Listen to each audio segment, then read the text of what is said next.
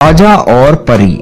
एक राजा था, वो अपनी प्रजा से बहुत प्यार करता था। उसके राज्य में सभी बहुत सुखी थे। प्रजा भी अपने राजा से बहुत स्नेह करती थी। एक रात अचानक राजा के महल की छत से रोने की आवाजें आने लगी। राजा सो नहीं पा रहा था। राजा ने सिपाहियों को आदेश दिया कि वो पूरी छत पर घूमकर पता लगाएं कि ये आवाज किसकी है और कहां से आ रही है। राजा के सिपाहियों ने पूरी छत का कोना कोना छान डाला, परंतु उन्हें कुछ पता नहीं चला। अब तो हर रात ऐसा ही होने लगा। सिपाही रात में छत पर जाते और पूरी रात ढूंढते, परंतु उनके हाथ कुछ नहीं लगता। राजा की समझ में कुछ नहीं आ रहा था। वह हैरान था कि जिस राज्य में रात में बच्चे भी नहीं रोते, वहाँ कौन इस तरह रात रात भर रोता है। रोने की आवाज सुनकर राजा लाख कोशिशों के बाद भी नहीं सो पाता था। 1 साल तक ऐसे ही चलता रहा। राजा परेशान था। नींद नहीं होने के कारण उसकी तबीयत खराब रहने लगी। वह हर हाल में इस रोने वाली स्त्री की सहायता करना चाहता था। एक दिन अपनी इस समस्या से परेशान राजा जंगल की ओर शिकार खेलने निकल पड़ा।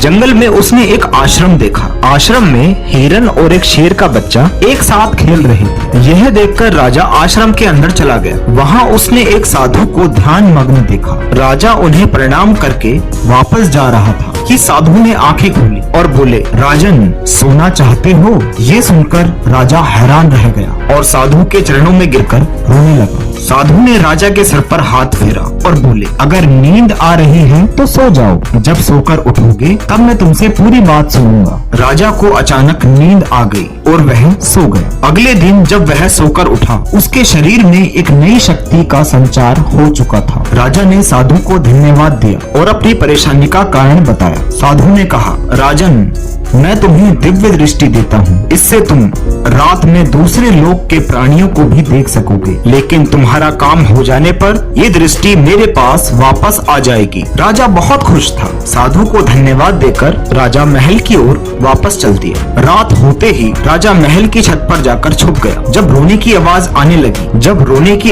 आने लगी तो राजा ने फिर चारों ओर देखा। उसने जो देखा उसे उस पर विश्वास नहीं हुआ। आवाज छत पर उगे एक बड़े फूल में से आ रही थी। अचानक आवाज आनी बंद हो गई। एक विशाल राक्षस छत पर उतरा। फूल में से एक सुंदर परी निकलकर आई और उसने एक मोती उस राक्षस को दे दिया। राक्षस अट्टहास करता हुआ वहाँ से चला गया। परी फिर से उस फूल में जाकर छुप गई और फिर रोने की आवाज आने लगी। अगले दिन फिर से वही हुआ। अगले दिन जब परी राक्षस को मोती देकर वापस जाने लगी तो राजा ने जमीन को छूता उसका दुपट्टा पकड़ लिया और उसके रोने का कारण पूछा। परी ने रोते रोते राजा को बताया कि वो उसकी सहेलियां देवराज कुबेर के यहाँ रहने वाली अप्सराएं हैं। वे रोज आकर महल की छत पर लगे फूलों की खुशबू से मोती बनाकर कुबेर के खजाने में ले जाती थी। एक दिन जब वे ऐसा कर रही थी, कहीं से ये राक्षस आ गया और परी का एक पंख उसने खींचकर अपने पास रख लिया। परी बिना पंख के वापस उड़ नहीं सकती थी। परी ने जब अपना पंख वापस मांगा तो राक्षस ने कहा कि वो पंख उसे तभी वापस करेगा जब वह रोज उसे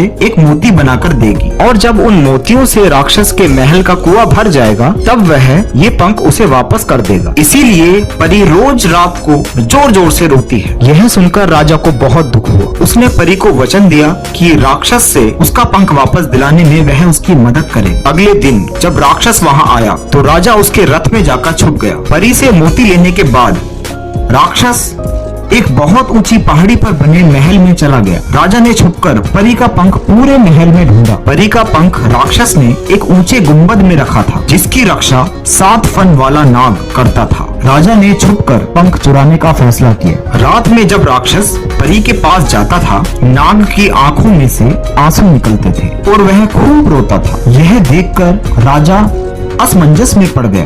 एक रात वह नाग के सामने गया और उसके रोने का कारण पूछा। नाग ने कहा कि मेरी मणि इस राक्षस ने एक ऐसे फूल की मिट्टी में छुपाई है जिसमें कुबेर के महल की अप्सरा रहती है। मेरी सारी शक्ति उस मणि में है। यदि मुझे वह मणि जल्दी ही नहीं मिली तो मैं मर जाऊंगा। ये सुनकर राजा ने उसे सारी बात बताते हुए वचन दिया कि वह नाग की सहायता जरूर करेगा। अगली रात जब वह राक्षस परी के पास जाने के लिए आया, राजा उसके रथ में छिपकर परी के पास पहुंच गया और फूल की मिट्टी में से मणि को अपने साथ ले आया। नाग ने मणि लेकर राजा को परी का पंख दे दिया। मणि मिल जाने पर नाग की शक्ति वापस आ गई और उसने राक्षस को डस लिया। राजा ने परी के पास जाकर उसका पंख उसको लौटा दिया। परी खिलखिलाती हुई अपने लोक चली गई और उसने राजा को वचन दिया कि जब भी राजा किसी मुसीबत में उसे याद करेगा वह आकर उसकी रक्षा करेगी। परी के जाते ही राजा की दिव्य दृष्टि साधु के पास वापस चली गई। राजा ने मन ही मन साधु को धन्यवाद दिया। ये थी कहानी